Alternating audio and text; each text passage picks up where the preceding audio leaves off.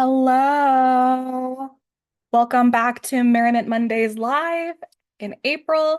And we are going to be doing a live Merriment Mondays every week, every Welcome. week this month. And instead of doing it every other. So that's exciting. Okay. We are live on Facebook, YouTube, and Instagram.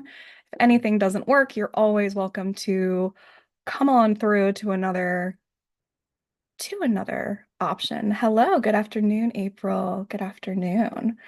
Okay, so today our topic, well, actually today's special. I want to say that today is special because it's the first day of the 1 minute joy challenge. And for the next 7 days, we are going to be focusing on tiny, powerful shifts that can break you out of autopilot and reconnect you to joy in just 1 minute a day. So if you're thinking like 1 minute, really, the answer is yes, really. So the whole point of this is that joy does not need to be complicated. It doesn't need to be expensive. It doesn't need to be anything. It is just ways to kind of like keep ourselves feeling good and shift our perspective, our attitude, our mental state, and our physical state. And it can all be done in 1 minute. So joy does not need to be big or complicated to change your life. But today we are talking about autopilot. I'll get back to that. So what is autopilot and why am I so obsessed with it? Why is it something that I really believe steals our joy? So let me know in the chat if this sounds familiar. You go through your day, you get through it, but you don't really remember it, or you're constantly reacting to life instead of experiencing it, meaning like you have something happen and you haven't really planned for it, or you don't have the mental capacity or the physical capacity to deal with it. So it's always like you're in reaction mode. You always have to, instead of, if we're thinking about it like rent, it's like you have the rent ready to go, you have the money in your bank account, and it's super easy to just send off the rent. But instead, it's like oh God, it's the first, where am I going to get the money from kind of energy. We're getting some yeses. Okay. Welcome, Jessica. So, another way to notice if you're on autopilot is you scroll, you work, and you check tasks off of your list, but you still don't really enjoy it or even feel present in that moment, in that task. So, one of the things that we don't really discuss enough is that you can be highly functional, you can be doing all of the things and still be on autopilot. It's not that we need to be floundering or on the floor or having some sort of breakdown. It's that we're just on autopilot when we're not really being present, aware, enjoying happiness. Another way to tell is that you tell yourself things like, well, I'll get to that.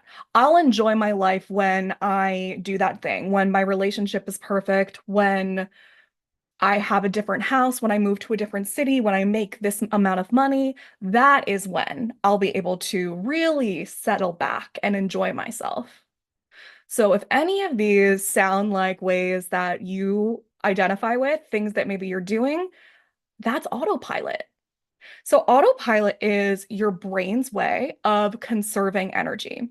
Your mind creates routines, so you don't have to think about everything that you do, like brushing your teeth or driving the same route to work or making your morning drink. And that is really great for efficiency. Your subconscious is very smart, but it's really bad for joy. And why is that? Before we just roll past it, it's because joy doesn't really live exclusively in routines. It lives in awareness, in presence, in novelty, in connection. And when we are stuck in autopilot, we tend to miss these moments. We don't even realize we could feel better because we're so used to this. We're so used to getting through, right? Like, again, you don't need to be like you don't need to be really having a crisis in order for you to be on autopilot. And most of the time, we don't even realize that that's what's happening until something completely shifts and we're able to look back on it. So, if you feel like you're getting through life instead of enjoying it, leave some sort of emoji in the chat, whether you're here now or watching the replay. And just so you know, there is psychological backing and science behind this. So, we would look at the hedonic treadmill or the hedonic adaptation. And these are studies that were done. I mean, a really good one is from 1999 by Frederick and Lowenstein. And they show that our brains really quickly adjust to new environments, to new routines, and making exciting things feel dull over time. So, like, imagine having a mood board in front of you and it feels fantastic when you first do it.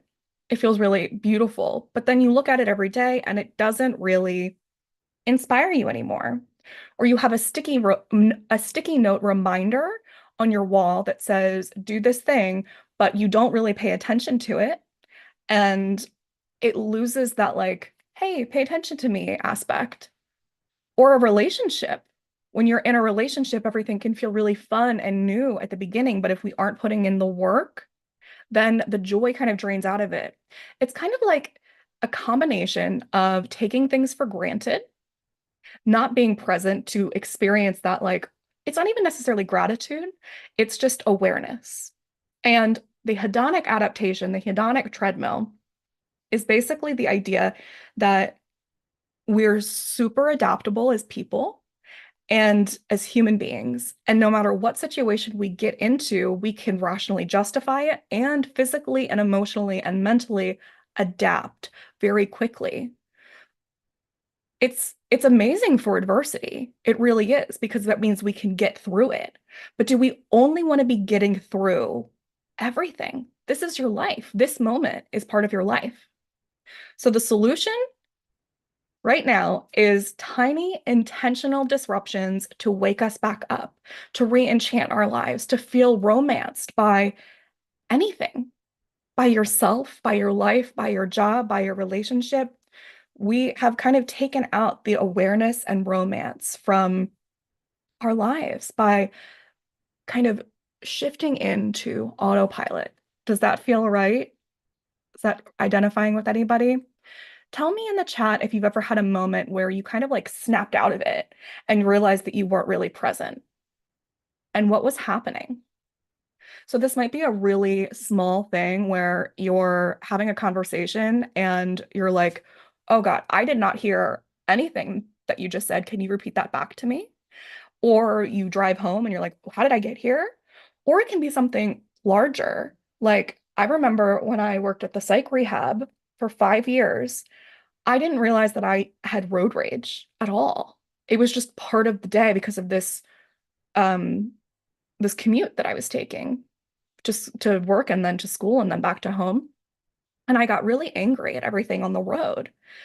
And then once I quit that job and started my business, I felt like I wasn't going to the same place every day, right? So kind of like shifting your routine can help with that awareness of like the juxtaposition, the perspective. And I realized, oh my gosh, I had been so angry. And the reason was because I felt like I had to be somewhere, that I was competing with these people on the road, that they were maybe in my way, all these things. And I was angry at kind of the situation of there being perpetual traffic. But once I like didn't have to go anywhere, specifically, right? Driving became joyful again. It was fun and easier. And sometimes you need like a big thing to have that perspective, that awareness. And sometimes it's just like, oh God, yeah, like I've definitely been in my heads that I've not been paying attention to conversations, or even like when we're reading and stuff. Part of this is our distractibility, but also it relates to our ability to be aware. So when people talk about being in the moment, I always tell you that the best way to do that is to eat something or kiss someone or plan something like it's your last time that you're going to get to do it. And by doing that, you get to savor and experience things a lot easier. So Now let's talk about micro moments for joy work, for joy play, for merriment making. The best part is that it really does not always take this huge change to break out of autopilot. Sometimes we think that we know the best, we're doing things the best way and sometimes we are absolutely doing things the best way that we can, right? But the thing is that we need to kind of schedule in purposeful interruptions to make it clear that our life requires novelty. We as humans have something called neoteny built into us, which means that we are playful, not just in childhood and rearing like most animals, but that we require it throughout our entire lives. And part of that means novelty. So we need to kind of create, especially for neurodivergent people, we need to have these breaks that come from external reminders, meaning a calendar reminder, a phone reminder that says, hey, when's the last time you changed your phone background? It's time to do that. When's the last time you changed up anything? When's the last time you did something special for your cat, right? Is that what you're saying? It's Mitzi's birthday today. It's Mitzi and Giuseppe's birthday. They were born the same day. Ah, Savannah, Mama Missy, Mama. It's Mitzi's birthday. It's your birthday. Mwah. So an example would be, I mean, like that. Why can't we celebrate something like that? Why can't we make it fun? Why can't we take a second to shift and notice something instead of kind of pushing it back, skipping it, or just saying, I'll get to it later? Again, this is your life. People are saying happy birthday to you. She doesn't know or care really, I don't think. But you do. You do care? Okay. It's good to know. So 1 minute shifts can rewire your brain for joy. This is true. Sometimes we need 5 minutes, sometimes we need a whole day. It depends on what you're experiencing. But I do want to promise you that when we make even the smallest intentional change, pausing to smile, looking up at the sky, stretching for a few seconds, our brain wakes up. And neuroscience backs this up, just so you know. Just so you know. I'm not just talking out of my beautiful butt here or Mitzi's butt. Micro moments of joy stimulate dopamine, which is, as you probably know by now, one of the feel-good chemicals in the brain. And it reinforces that moment that you're focusing on, and it makes you want to do it again. You could read a study by Wise in 2004 to learn more about that if you want. There's also this interruption pattern that's taking place. So when we interrupt a pattern, we break a cycle of routine thinking, and it makes you more present. There's a study on that you can look up from 1979 by Kahneman and Tversky. I know, it's just not really feasible right now. I'm sorry. And even things like forced smiles can trigger a small emotional and physical shift thanks to things like facial feedback theory. Again, a study, 1988, Strack, Martin, and Stepper. So we need these interruptions. And if you don't know how to do them, that's okay, because that's where I come in. Like I always say, the accountant does your taxes, and the merriment maker gives you prompts, gives you daily joy injections, and makes it easy for you to just follow along and repeat the instructions. And it'll actually change your physical and mental state. So that brings us back to today's 1 minute challenge. Now, like I said, there's going to be, starting today until April 13th for the full week, we're going to have a new challenge every day inside of the Positive Pulse. And if you're not inside the Positive Pulse, I don't even know what you're doing. It's completely free. There's over 100 resources. There's 3+ live events every month. There's people in there. We just hit over 100 members, and I can make you a profile. Yes. And it's wonderful. There's constant joy injections and prompts in there for you to consider and try.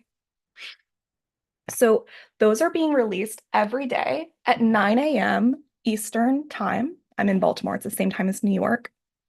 And you get one new every day. And the video is less than a minute long. And the thing that you have to do is less than a minute long as well. So if you're not in there, check out uncustomary.org/positive-pulse. You can find the link in my bio or on my website, uncustomary.org. And there's also going to be awards given out to people who participate the most this month in different ways. So check back for April 30th when we have our award ceremony party. And there's also a giveaway happening. So if you invite someone to join or just tag them in the giveaway that's pinned on my Instagram, you can enter to win a month of my VIP membership that has 1,500 resources, good news texts, mail coming to your house, and a lot more. Okay, so let's try something today. Let's do a micro shift. The challenge that we're going to do today is just to smile. And I know this is silly. I know it's stupid. I know that it's simple. And I want you to remember that simple stuff doesn't mean that it doesn't work, right? It's you got fur all in my mouth. It's our birthday. So allow yourself to not have too much ego, too much pride, too much fear, too much resistance towards the simple actions. And just check in with yourself right now. Let's take a breath and see how you're feeling. Close your eyes and check in with your body. We can look for physical sensations like positive or negative, pain or relief. And we can also look for emotions like sadness or confusion or exhaustion or excitement or trepidation. And take a stock of those sensations and emotions. And then let's rank how you feel from 1 to 10. 10 being, I feel incredibly happy, satisfied, alive, grateful, aware. And 1 being, I feel disconnected. I feel almost disassociated, even. I feel in too much pain to focus. Somewhere in there, but it's like the worst, right? So somewhere between 1 and 10, allow yourself to rank how you're feeling and put it in the chat.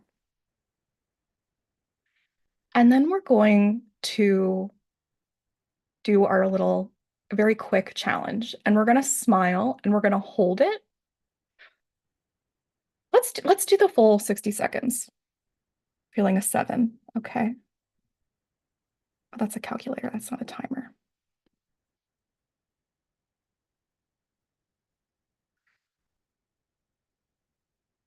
I don't even know how to do a timer. Okay. I'm just going to use this. Nope, I have no idea. All right, we're just going to do it. All right. Breathe in. Relax your face.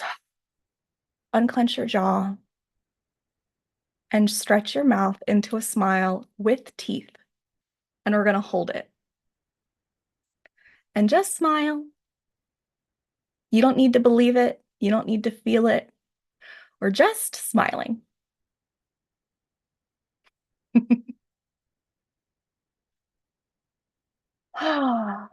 can keep breathing as you do it.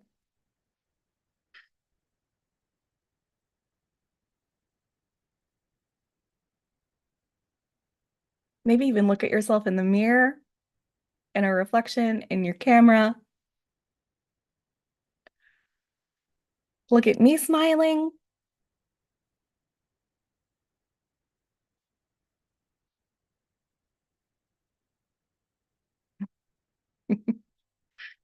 Breathe. Let your body register the fact that you're smiling. You can try sticking your tongue out or bouncing around a little bit. All right, and release. Ooh, work those cheek muscles, right? Now check in with your body again.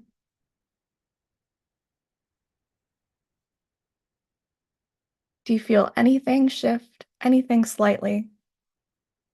any sort of energy boost, any sort of emotional shift. We're not looking for necessarily pain to go away, but just how you feel. Let's do it one more time, and we're just going to do it for 15 seconds. Ready? Three, two, one.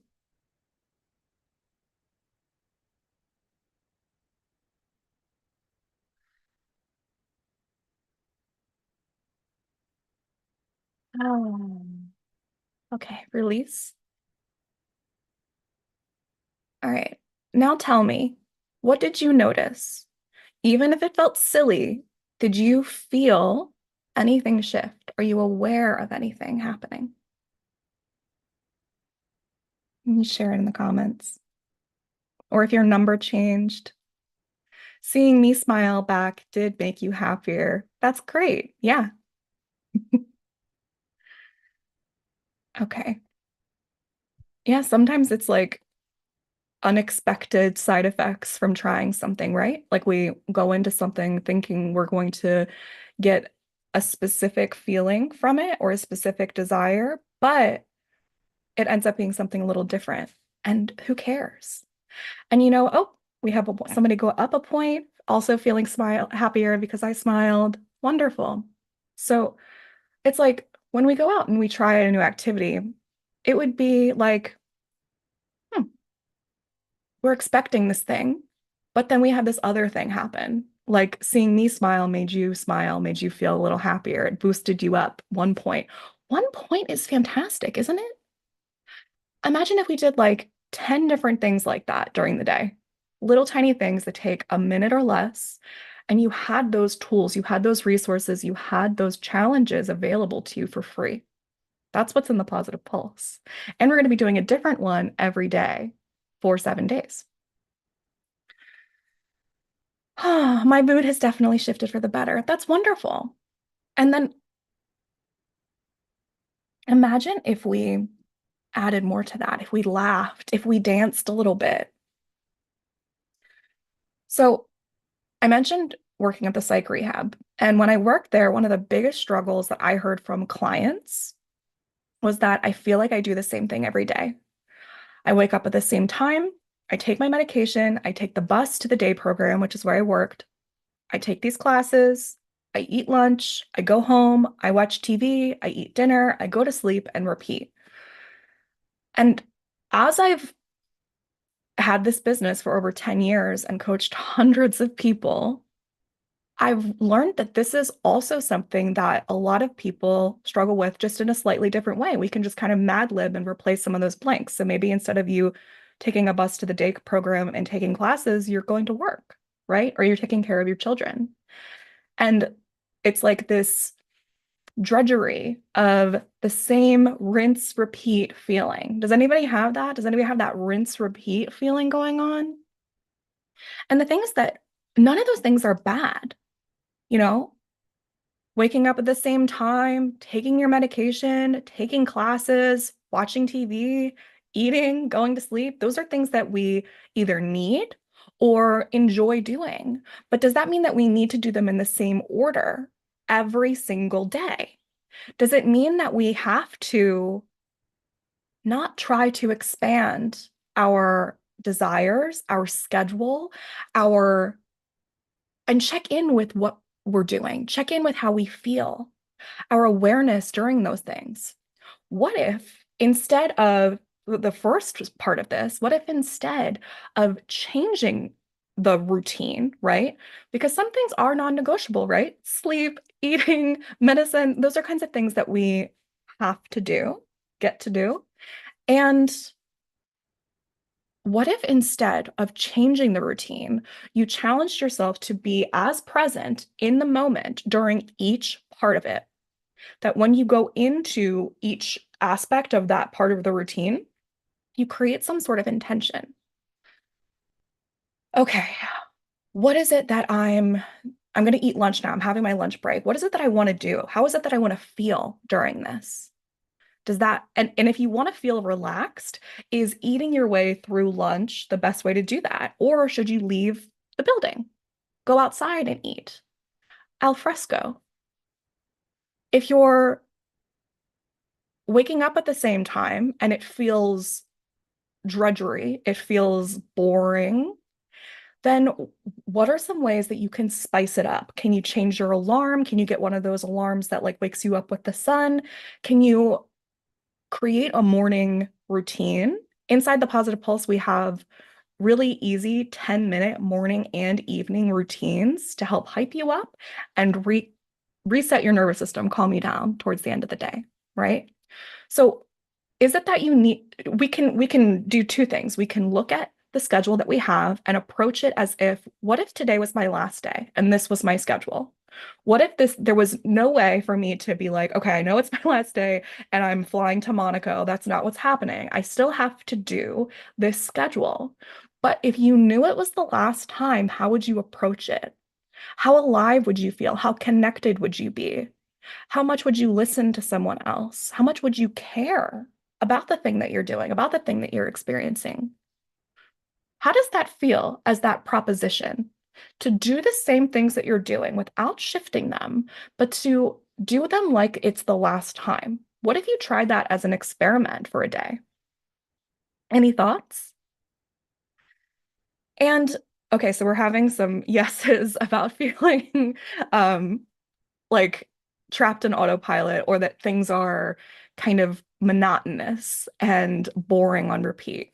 All in caps, a yes.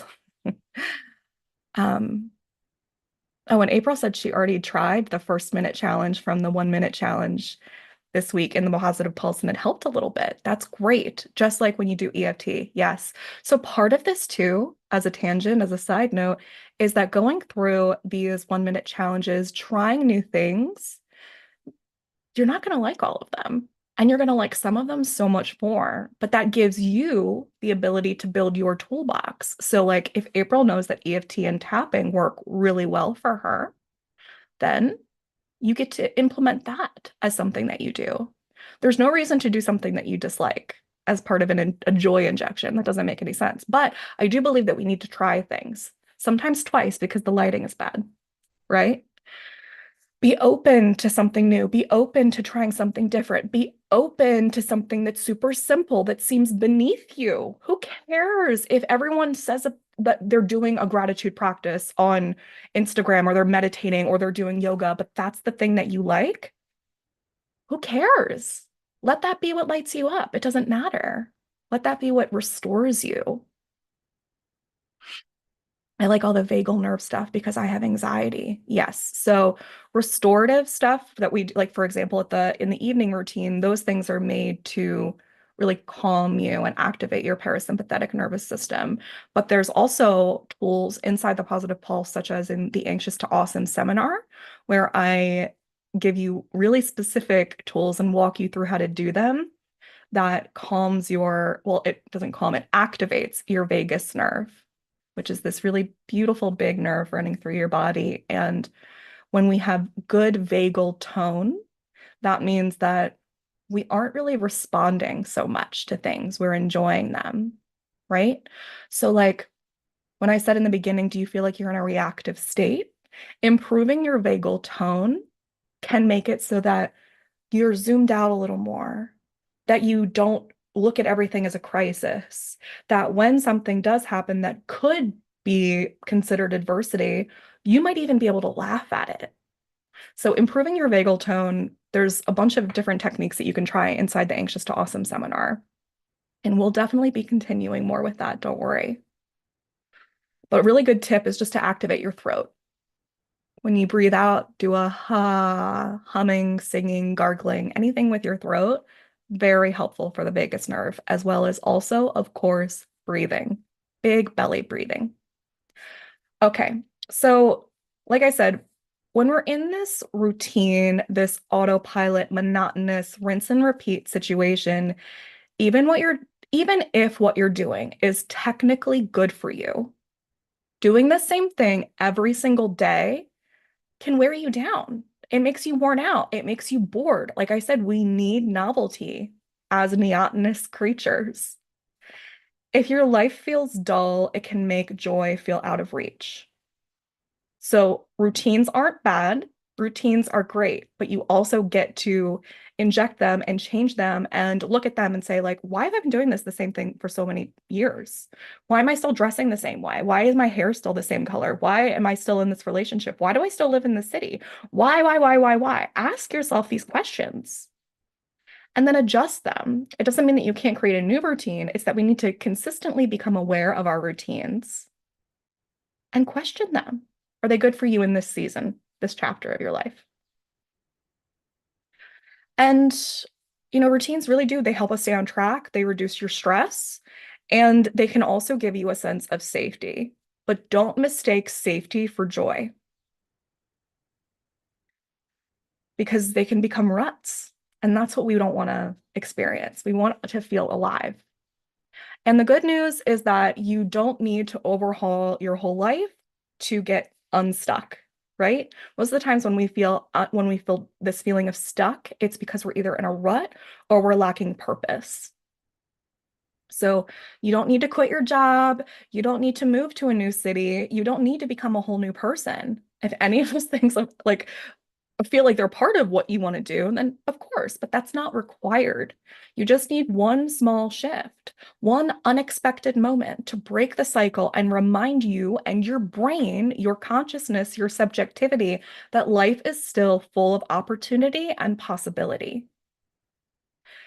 I think another really great way to do this is to think about your existence, to think about space, to think about timelines of humans, to think about history, and to consider your role in all of this and allow yourself to feel deeply small in a wonderful way. It makes things feel less intense. You kind of understand that, well, this doesn't necessarily matter. It's okay. And it gives you this zoomed out perspective and feeling of being able to contemplate, even have something feel transcendental. I encourage existential crises. One unexpected moment can shift you. And if you need more, you can implement more. You can do as many of these as you want during the day.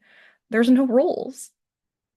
And that's the thing that I think we need to remember too, is that there are no rules. And we keep following things because we think that we're supposed to do this, that it's too weird if I do that, that this is what people did at my age before in the past generation. This is what other people that I see on social media or my friends are doing. This is not professional enough. This is not adult enough. This is not appropriate enough. And screw all that. None of that really matters. Only your feeling, your values, those are the things that matter. So to help you, I do have a list of 50 ways to change up your routine, and they're very fun. You could try to wake up early and get your breakfast somewhere that you've never been before. You can rearrange all the furniture in your house. You can listen to a genre of music that you don't listen to or haven't tried or have forgotten about, right? Listen to your teenage music. You could read a book out loud to your pet.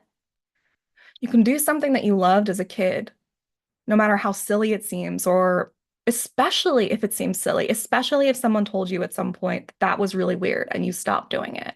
Bring that back into your life. And it doesn't need to even be as a kid, it can be as an adult and adolescent last year. Brush your teeth or eat your dinner with your non-dominant hand. Take a different route home, pay attention, take a drive on purpose just to look around or a walk. Go screen free for an hour and see what happens to your brain, to your life. And that's just the beginning. So there is a full list of 50 ways to break out of autopilot to change up your routine, and I've got you covered. You can find that in the description notes. It's uncustomary.org/50 ways to change routine, and there's a dash in between each one. I'll put it in the chat right now. April said, I'm definitely challenging myself lately to accept what I like and not trying to compare myself to others. That is beautiful. That's really important.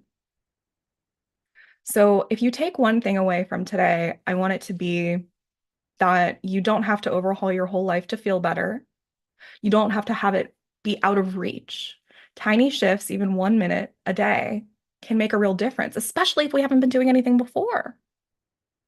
So if you've been feeling stuck in autopilot, if joy feels distant, if life has been moving and feeling monotonous and you don't feel present in it, these moments matter.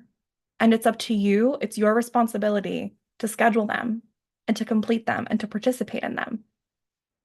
And the best part is that you don't have to come up with them yourselves. That's what I'm doing. You just have to follow along and try it. So if you want more easy ways to feel better, we're doing that in the Positive Pulse this week, all week. This is just day one of the 1 Minute Joy Challenge. And I didn't even give you the challenge that we did in there. This was a bonus thing. And every day at 9 a.m. Eastern, there's going to be a new challenge dropped with a video that's less than a minute and a caption. And that's it. It's super simple. We don't need to make this super difficult. It doesn't need to be. Let's not overcomplicate things. Okay. Is there anything else I wanted to say? Join the Positive Pulse, participate. There's over 100 free resources in there. And you can subscribe for more easy, low pressure ways to feel better at uncustomary.org or see all the other services that I offer. There's so many cool things that you can do, from a 5-day reset to a 30-day reset to coming to a mixer, whether it's in person or online, to different classes and different memberships. There's so many options. And there's physical ways to participate in this part of merriment making and alt joy. Okay, so like the chat, like the video, heart it everywhere. And if you have anyone in your life that might need this, or you just want to share it unsolicited, that's fantastic. It always helps. And that's it for today.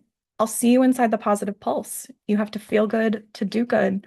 I will see you next time.